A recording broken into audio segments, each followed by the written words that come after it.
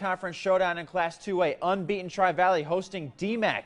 And this one belongs to the Vikings. Andrew Petrilli, the pass to Nathan Simon. Quick little slant. Going to bring it to the near sideline down to the 6-yard line. The drive going to be capped off by Noah Streens. Getting the carry, dives into the end zone for the touchdown. Later, it'll be Petrilli showing off his speed, the QB keeper, as he weaves in and out of traffic to score from 20 yards out. Tri-Valley a winner, 42-0. State semifinals against Belvedere North. Sydney Hernandez to Sydney Sennett to Emma Rink for the kill. Sennett goes to the All-Stater Avery Hernandez. She attacks from the left side for that kill. And then Hernandez attacks from the right side. Avery with a match-high 11 kills, but West drops that first set to Belvedere North, 25-18. Second set, it's freshman Ellie Rink on the right side for another big swing and a West point. However, Belvedere North takes that second set, 25-17, to win the match. West will play for third place in state tomorrow. This team is just so fun to play with, so I think no matter what we do, we have fun. So let's just go in tomorrow being positive and bring as much smiles as we can and just enjoy and go for third while we can. We're a resilient group. We've been pushed before. We've lost tough games before, so we know how to bounce back. West plays Joliet Catholic in tomorrow's state third place game. That's it. Students, fans, and alumni all packing into the bleachers today to see the Redbirds take on SIU Edwardsville. And watch here in the first half, Redbirds, Luke Kasugi grabs the rebound, dishes to Malachi Poindexter. He's going to pull up from the top of the key, and he drains the three. And Ryan Sandage, look at him get around his defender, nicely lays it in for the bucket. And then Sandage driving again. He is going to finish this very difficult shot. A lot of contact, and he would have 16 points on the afternoon. We cut to the second half. Sandage trying to lay it in here, but teammate Kendall Wallace there for the putback in the slam. And then Darius Burford, he's going to drive in now, and he'll finish at the basket, draws the foul for the three-point play, and he had 20 points on the day. Late in the game, Burford to Poindexter. Nice pump fake, step back, drains the three. Illinois State wins a thriller in Horton Fieldhouse, 77-71. And the players, they will certainly never forget the energy today. Awesome. I mean, right when they opened up the gates, people were running in, and you kind of just got the goosebumps, and you could feel the energy in the building, and we knew we had to come out and give these people a show. It was a crazy environment. I mean, they brought us all the energy. I mean, you saw me at the time doing this. I mean, I loved it. They brought us energy, and yeah, we got it done. They get number one. Tri-Valley plays top-ranked Decatur St. Teresa for the state championship in Champaign. They get on the board first with a safety. After turning the ball over at the St. Teresa 1, they get a stop in the end zone on the next play. Safety Tri-Valley. It's 2-0 Vikings. Story of the day, Blake Reganold, the Tri-Valley senior with a state finals record, 43 carries. He racked up 215 yards rushing. His first touchdown of the game comes late in the first half. It ties the game at 8-all. Second half, it's a quarterback, Andy Knox, connecting with Cole Klein. 15-yard touchdown pass. Tri-Valley trailed 16-14 at that point. Fourth quarter, it's Reganold again finishing off a drive, his second score of the game. It's a 23-22 St. Teresa lead. But Tri-Valley's down 7, marching downfield. Final seconds of the game. They could tie it or win it, and the Andy Knox pass is incomplete at the goal line. Heartbreaking 29-22 loss to end an otherwise great season.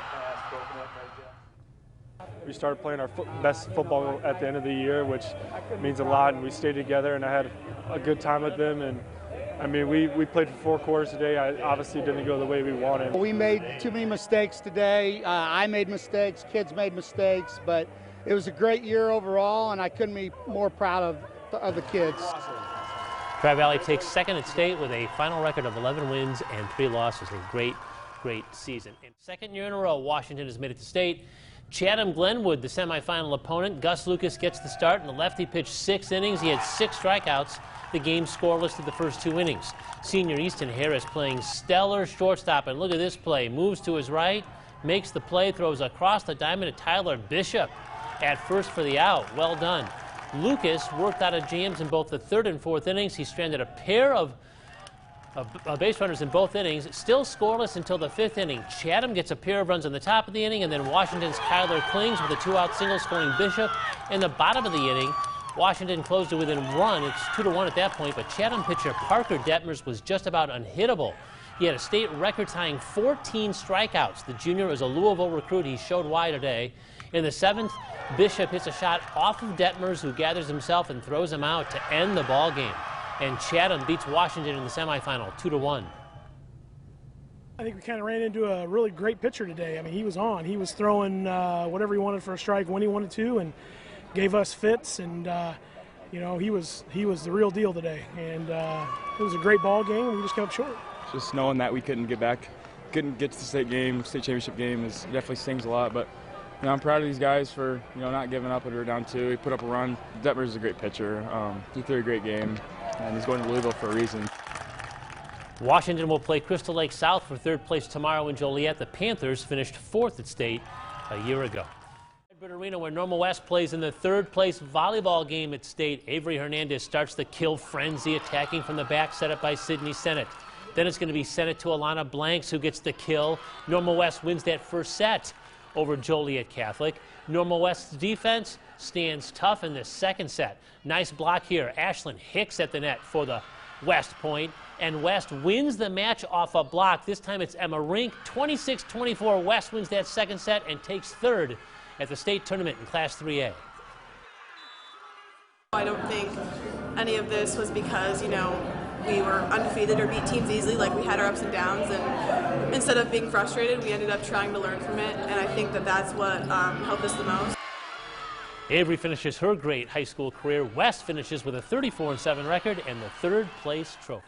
One of my favorite moments in prep sports, the Grand March Light Show introduction at the state wrestling finals. Let's begin at Class 2A 220-pound bout. Bloomington's Jack Weltha is down in his match early, but fights his way back and gets it to 3-all. The match goes into overtime. This takedown clinches the state championship for Jack Weltha in overtime. And how about that celebration? Go hug the coach. Jack Weltha is a state champ. And at the 2A 132-pound state title match, Washington's Cannon Webster was dominant. Takedowns left and right. Webster wins the state title by tech fall. 24-9 victory for Webster, who's now a 2-time state champ as a junior.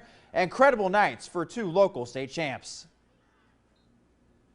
I'm still in shock. I don't really know what to say. Honestly, it feels great, but I'm like speechless right now. It just feels awesome. All the hard work you put in the off season and in the season, it's awesome to come out with a dub. It's great.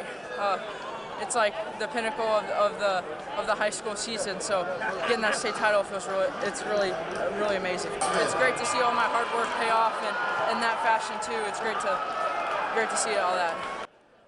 Central Illinois has 3 runners-up as well. Washington duo Donnie Hidden and Peyton Cox fall just short in championship matches. So too does Illini Bluff standout Hunter Robbins, but a great season for all 3 of those young men. 2nd place finishes in state. The team state finals of wrestling is next weekend in Bloomington.